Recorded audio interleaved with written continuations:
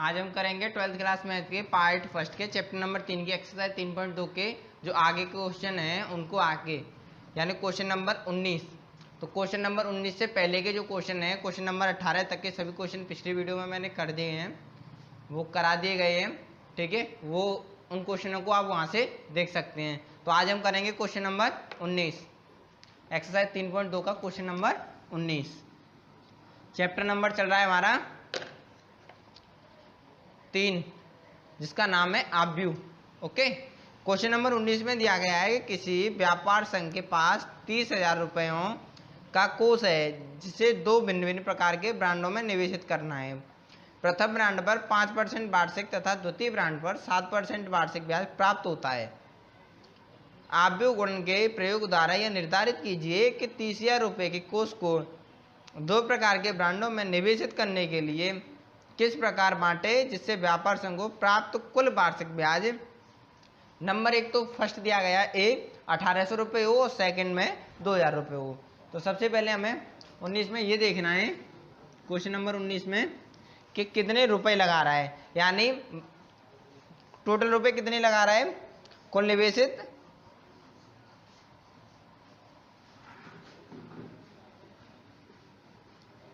कुल देय धनराशि, यानी टोटल राशि कितनी दे रहा है 30,000 रुपये। ठीक है, 30,000 रुपये दे रहा है वो। अब ये देख रहा है कि एक तो 5% ब्याज वार्षिक ब्याज कितनी आ रही है, एक तो 5% वार्षिक ब्याज है और दूसरे पे पहले ब्रांड पर। ठीक है,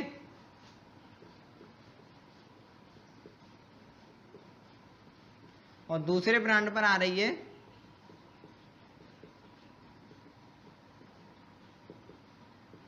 7% ब्याज आ रही है। ठीक है, अब देखिए 30,000 रुपये दे रहा है, पहले ब्रांड पर लगा रहा है तो 5% ब्याज मिल रही है और दूसरे ब्रांड पर लगा रहा है तो 7% ब्याज मिल रही है।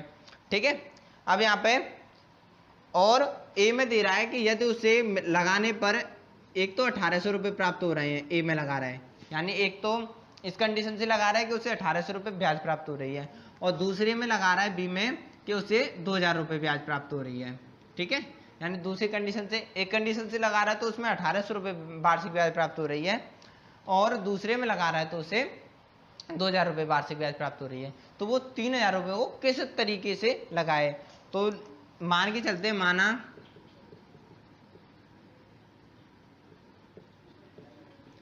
पहले ब्रांड में निवेशित धन,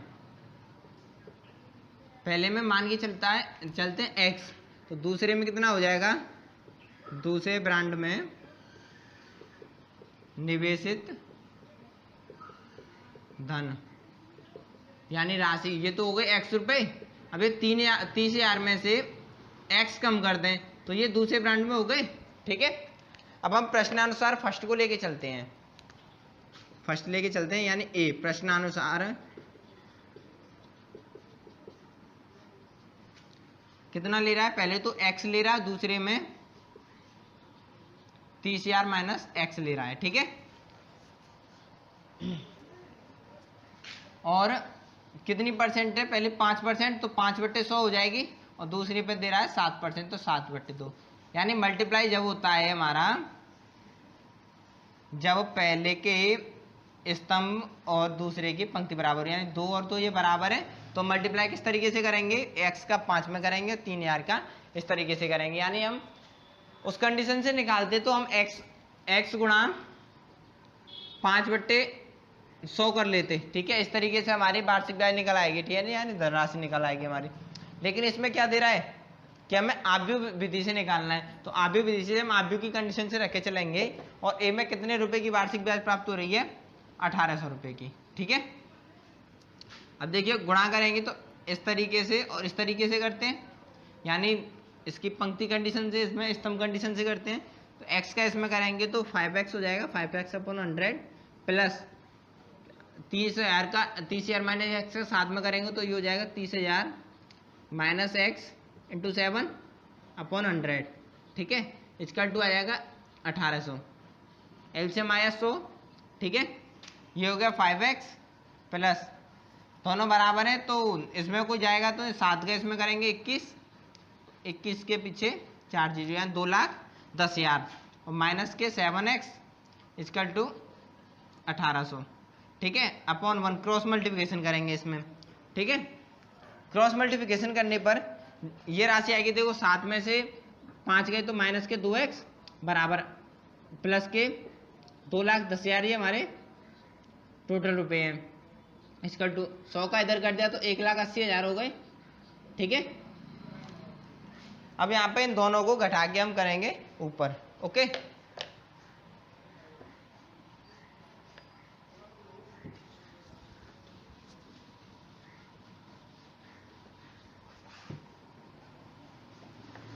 देखिए यहाँ पे -2x है,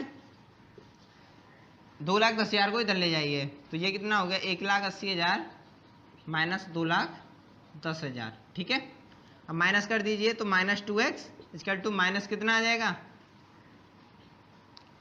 0 0 0 0 4 जीरो और 8 में 21 में से 18 की तो कितने बचे 3 यानी 30,000 माइनस से माइनस कट गया और 2 से हमारी ये कैंसिल तो x इक्वल टू आ गया 15,000, ठीक है।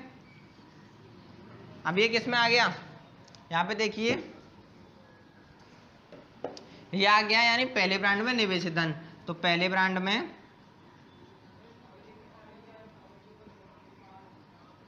निवेशित धन इक्वल टू आ गया 15,000, ठीक है। अब दूसरे ब्रांड में कितना आ गया, दूसरे ब्रांड में क्या है 30,000 माइनस x, ठीक है। तो 30,000 x कितना निकला था हमारा 15,000, ठीक है। ये 15,000 आ गए तो ये 15,000 30,000 में तो माइनस हुए तो ये आ गए 15,000 रुपये। एक ये आंसर हो गया और दूसरा ये आंसर हो गया, यानी दोनों ब्रांडों में निवेशित पहले में भी 15,000 और दूसरे में भी 15,000, ओके। ये हो गया क्वेश्चन नंबर 19 का फर्स्ट, यानी जब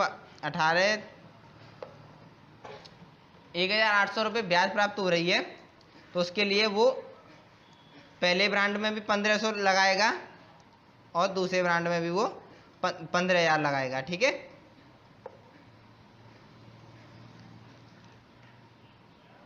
नेक्स्ट क्वेश्चन इसका सेकंड है कि कैसे कैसे लगाने पर उसे 2,000 प्राप्त हो रहे हैं, ठीक है। तो यही कंडीशन उसमें करेंगे सेकंड में। सेकंड प्रश्नानुसार अब देखिए कितना है x और ये 30,000 माइनस x, ठीक है।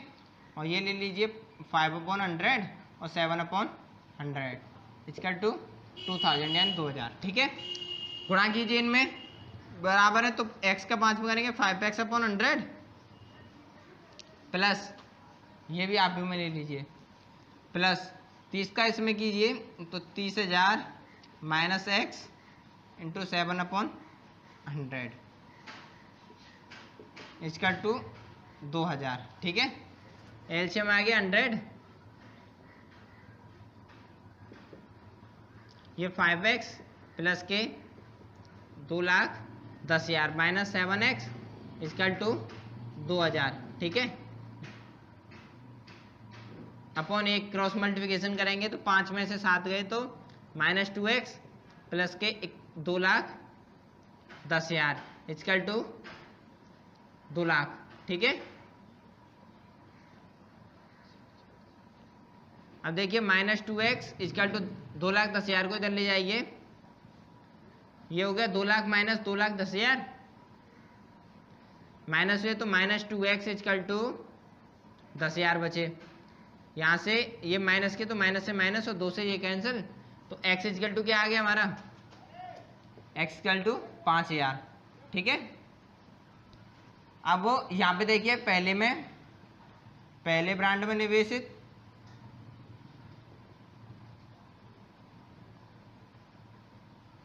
इसका टू 5,000 यानी x था वो 5,000 हो गया और दूसरे ब्रांड में क्या था 30,000 माइनस x, तो 30,000 में से माइनस 5,000 कर दीजिए तो कितना आ गया 25,000। एक तो हमारा ये आ गया सेकंड ब्रांड में, फर्स्ट ब्रांड में हमारा 5,000 आ गया। एक तो हमारा ये हो गया और सेकंड हमारा ये हो गया। पहले ब्रांड में हम पहले में यदि वो ए में दे रहा था कि वार्षिक ब्याज 1800 रुपये आएगी, उसमें 15,000 आ रहे थे उसमें निवेशित, दोनों ब्रांड में 15,000 वो निवेशित करेगा। और सेकंड में यदि 2,000 रुपये उसे वार्षिक ब्याज लग रही है तो वो क्या कर रहा है, पहले ब्रांड में 5,000 निवेशित कर रहा है और दूसरे में 25,000। ओके, ये हो गया क्वेश्चन नंबर 19 कंप्लीट।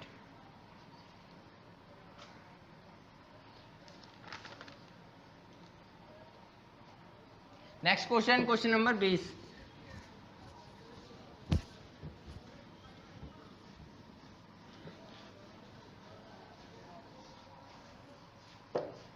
देखिए क्वेश्चन नंबर 20 में दिया गया है किसी स्कूल की पुस्तकों की दुकान में 10 दर्जन रसायन विज्ञान, 8 दर्जन भौतिक विज्ञान तथा 10 दर्जन अर्थशास्त्र की पुस्तकें हैं। इन पुस्तकों का विक्रय मूल्य इन पुस्तकों का विक्रय मूल्य 80 रुपये, क्रम से 80 रुपये, 60 रुपये तथा 40 रुपये प्रति पुस्तक है।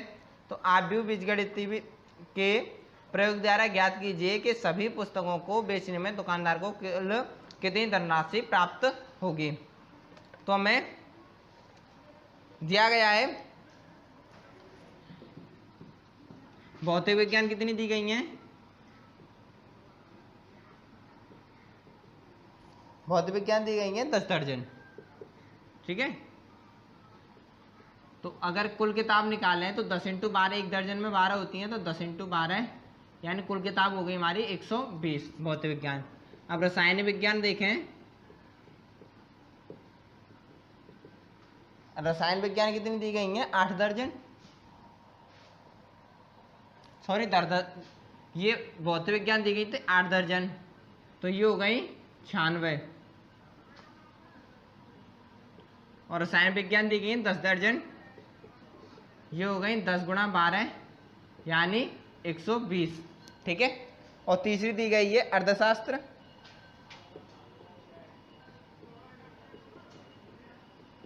अर्थशास्त्र दी गई है 10 दर्जन, ये हो गई 10 × 12 यानी 120 बुक किताबें, ठीक है। अब देखिए यहाँ पे कुल रेट कितनी दी गई है, भौतिक की दी गई है, भौतिक की दी गई है 60 रुपये, यानी सबसे पहले रसायन है, रसायन ये दी गई है, रसायन की दी गई है 80 रुपये, ठीक है। भौतिक दी गई है 60 रुपये और अर्थशास्त्र दी गई है, अर्थशास्त्र दी गई है 40 रुपये प्रति बुक, प्रति किताब।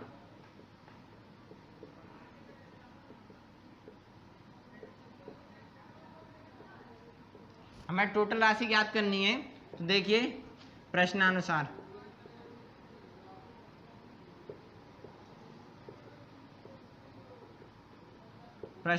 दिया गया है। अब देखिए एक तो हम इस कंडीशन से लेंगे, ये आप भी क्या बना हमारा 120, यानी पहले रसायन विज्ञान दी गई थी, फिर 98 और फिर 120, ठीक है। और बी क्या बन गया हमारा 80, 60 और 40। इस तरीके से हमने क्यों बनाया कि एक पंक्ति आव्यूह एक स्तंभ आव्यूह, क्योंकि आव्यूहों का गुणा तभी होगा तब इसके स्तंभ और इसकी पंक्ति बराबर होंगी। इसमें 3 पंक्ति, इसमें 3 स्तंभ है में, तो हम a × b निकालेंगे। ए भी क्या आएगा 120, 98, 120 और ये आ गया हमारा 80, 60 और 40, ठीक है। अब इनका गुणा कीजिए, ए बी इक्वल टू 12 × 8 = 9600, ये 98 का 6 में कीजिए, प्लस आ जाएगी 5760 प्लस 12 × 4 = 4800, ठीक है। अब इन तीनों को प्लस कर लीजिए, तो ए बी इक्वल टू क्या आ जाएगी 0, 6, 8, 7, 15, 15, 6, 21 की 1 हासिल 2 और 4 और 5, 9, 9 दूनी 18, 2 20, यानी 2160, यानी कुल प्राप्त राशि 20,160 रुपये। ये हो गया इसका आंसर। ओके, क्वेश्चन नंबर 20 का आंसर आ गया 20,160 रुपये, यानी इन सभी किताबों को बेचने पर दुकानदार को 20,160 रुपये की राशि प्राप्त होगी। Okay, question number 20 complete.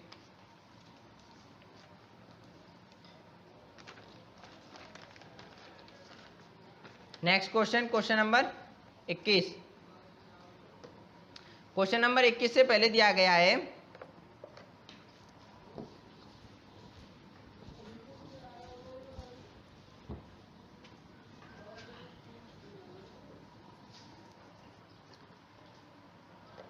Question number 21 और 22 से पहले दिया गया है कि मान लीजिए एक्स वाई जेड और डब्ल्यू तथा पी क्रमशः 2n 3k 2pn 3 तथा p के कोटि के आव्यूह हैं। तो नीचे दी गई क्रमशः 21 तथा 22 प्रश्न संख्या में सही उत्तर चुनिए। तो हमारे सबसे पहले हम देखेंगे इसमें क्या क्या दिया गया है। x इक्वल टू दिया गया है 2 इंटू एन कोटि के आव्यूह, ठीक है, यानी जो x आव्यूह है वो 2 इंटू एन कोटि का है, ठीक है। y है वो 3 इंटू के का है, y इक्वल टू 3 इंटू के। z इक्वल टू दिया गया हमारा 2 इंटू पी, ठीक है। w दिया गया हमारा n इंटू 3, ठीक है। और एक लास्ट दिया गया है p दिया गया है p इंटू के। ये कोटि दी गई है सभी की, ठीक है। तो हमारे आव्यूह पूछा गया है। इसमें 21वां क्वेश्चन है कि P Y plus W Y के परिभाषित होने के लिए एन के तथा पी पर क्या प्रतिबंध है, ठीक है।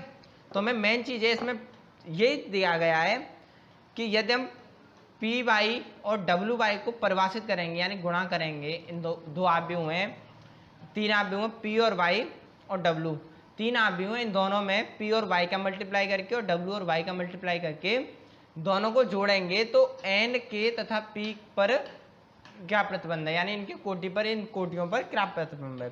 तो यहाँ पे देखिए जो एक्स वाई जेड तो हमारी दी गई है इनकी कोटि, ठीक है। 21वां क्वेश्चन है। तो अब यहाँ पे देखिए पी और वाई दिया गया है प्लस डब्ल्यू और वाई दिया गया है, इन दोनों का मल्टीप्लाई करना, यानी सबसे पहले इन दोनों का गुणा है। तो पी और वाई का गुणा करेंगे तब जब पी में कोई कोटि यानी जो कोटि है इसके स्तंभ, ठीक है, यानी m इंटू एन ले लें और y ले लें गुणा में m इंटू एन। यदि ये इसकी n और इसकी m यानी p की n और y का m बराबर होंगे, ठीक है, तब हमारे आके इनका गुणा संभव होगा। और साथ में हमारे क्या है w और y का भी गुणा है, तो इसमें भी m और n है, यानी जो कोटि होंगी m इंटू एन में होंगी, तो इसकी m और इसकी n दोनों बराबर ये भी होनी चाहिए, ठीक है। तो यहाँ पे देखिए कि p बराबर क्या दिया गया है p इंटू के, ठीक है, और y बराबर क्या दिया गया है 3 इंटू के, और w बराबर दिया गया है n इंटू 3। अब देखिए यहाँ पे सभी का ले लीजिए। सबसे पहले पंक्ति लेते हैं, पंक्ति में p बराबर 3 बराबर n, यानी यदि इसका ये दोनों बराबर हैं तो ये दोनों भी बराबर होंगे, और यदि ये दोनों बराबर हैं तो ये इसके साथ है तो ये इसके साथ भी बराबर होगी, और यदि ये दोनों बराबर हैं तो ये इसके साथ भी बराबर होगी, ठीक है। होगी या नहीं होगी?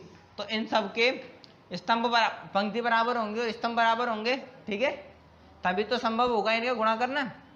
तो यहाँ पे देखिए इनके p बराबर 3 बराबर n आ गया, और स्तंभ में देखें तो k बराबर 3 हो जाएगा। तो यहाँ पे p के बराबर n है तो p बराबर n, ठीक है, और k बराबर 3, यानी जो जिस ऑप्शन में ये आ रहा है हमारा वो ये सही है, यानी p बराबर n बराबर 3 भी सही है और k बराबर भी 3 सही है, यानी 3 कोटि का जो आव्यूह है वो इसका आव्यूह बनेगा, तभी इनका जोड़ना और घटाना संभव है। और हाँ, यदि हम यहाँ पे भी देख के चलें तब भी संभव। अब इन दोनों का गुणा कर लें, यानी ये हमारा 2 इंटू 3 का आ गया और दूसरा 3 इंटू 2 का आ गया, तो इन्हें जोड़ना भी संभव नहीं है। तो जब जोड़ेंगे तब जब इनकी कोटि बराबर होंगी, कोटि बराबर होंगी तभी तो जोड़ना संभव है, तो इनकी कोटि बराबर होंगी तब जुड़ेंगे। तो यानी इनकी 3 × 3 कोटि के प्रत्येक आव्य हुए, तो हमारे ये p × n है और k = 3 है। तो इसमें देखेंगे ये क्या सही है। a में देखिए k = 3 और p = n, यानी ये a सही है इसका। b में भी देख लियो, कोई वो तो नहीं है कि a स्वेच्छक है और p बराबर 2 है, तो इसमें कोई आ ही नहीं रहा ऐसा। सी में देखिए p स्वेच्छक है और k = 3 है, वो भी सही नहीं है। और k = 2 है, p = 3 है, तो यहाँ पे देखिए p = 3 तो हो सकता है क्योंकि p = 3 है, लेकिन k = 2 है ही नहीं, तो ये भी नहीं हो सकता, यानी इसका a सही है। ठीक है, ए आंसर है इसका। ठीक है, ये हो गया इसका आंसर। ये हो गया क्वेश्चन नंबर 21। ओके,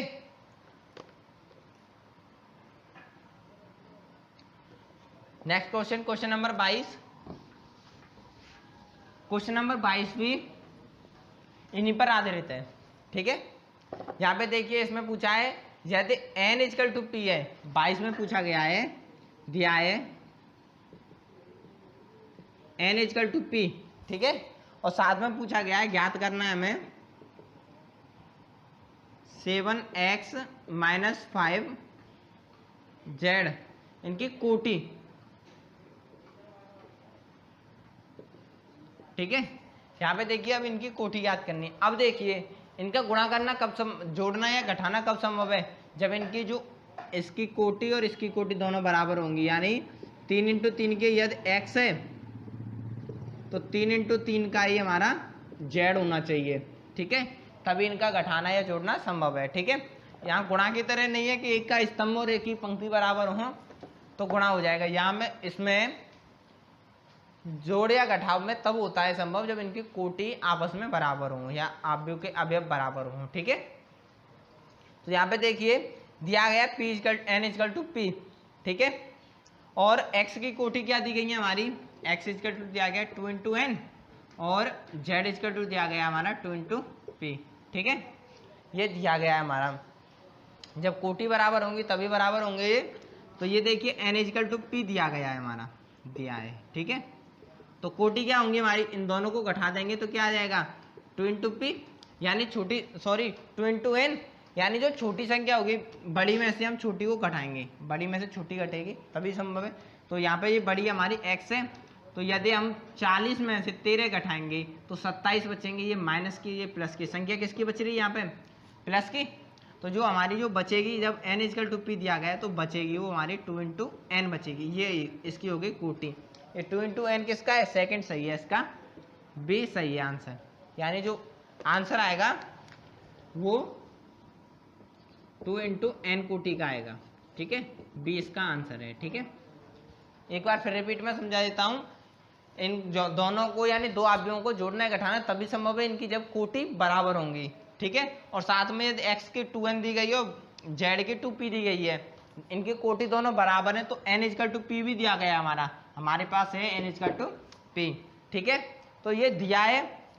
यहाँ पे देखिए n = p दिया गया और घटाने पर जब जो संख्या बचती है वो बड़ी बचती है संख्या। ठीक है, तो यदि n = p है तो n = हमारी 2 × n हमारा कोटि इसकी सही होगी। ओके, यहाँ पे और कोई ऐसा ध्यान नहीं गई है p × 2 कोई ऐसी संख्या नहीं है इसमें।